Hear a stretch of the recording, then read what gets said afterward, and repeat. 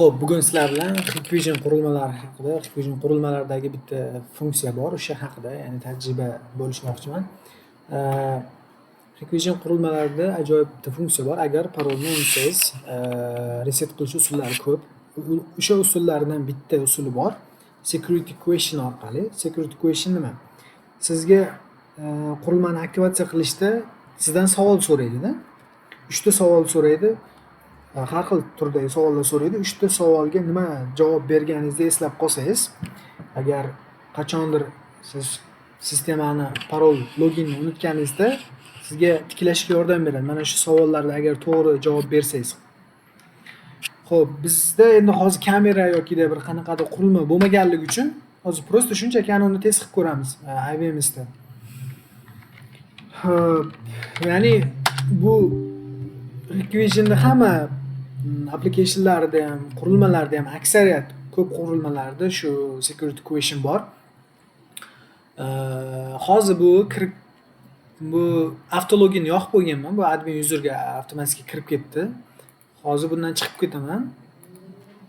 Bundan chiqib ketamanda, misol uchun bitta liboy userni teraman. Misol uchun root parol bilmayman, incorrect. Okay. Endi qarang. Forgot pasport qilsam, forgot parolni unutdim degan tugmani bossam, bunaqa user yo'q deyapti. Agar bor userni aytganingda forgot parolni unutdim tugmasini bosa olarding deyapti tipa. Menda admin degan user borligi uchun forgot password endi ishlasa kerak. Endi qarang, mana bunda qarang. Security question so'rayapti. Please answer the security question. Security questionlarga javob ber deyapti. Agar shunga to'g'ri javob bersangiz, ya'ni boshida aktivatsiya qilishda nima qiymat qo'ygan bo'lsangiz, nima narsa yozgan bo'lsa, o'shalarni to'g'ri yozib bersangiz, mana shu tizimga yangi parol login o'rnatishga sizga yordam beradi. Bu hamma qurilmalarda, почти ko'p qurilmalarda bor. Kamera deysizmi, Face ID, boshqa oddiy IVMS dasturida ham bor даже. Bu juda ham kerak bo'ladi ba'zida. O'shaning uchun mana shunga e'tibor qaratib ketish kerak. Doim aktivatsiya qilib turganda, Hikvision produktiga ishlatib turganingizda, doim aktivatsiya qilganingizda mana shunga e'tibor bering, security questionga.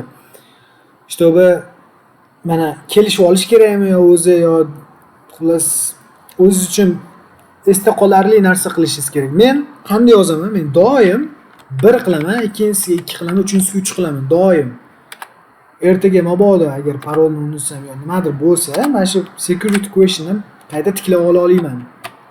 Shuning uchun yaxshi tajriba yo 1 qilib keting hammasiga, yo prosta 1 2 3 qilib keting. Eng yaxshi tajriba shu. Shunaqa. Hozir men 1 2 3 qilganligim uchun mana menga yangi parol qo'yishga imkoniyat yaratib beryapti.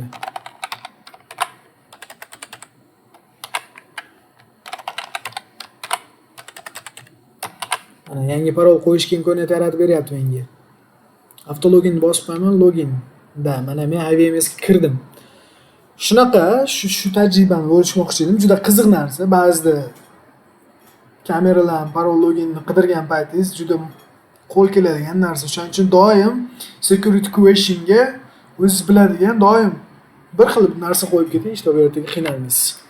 Okay, paka.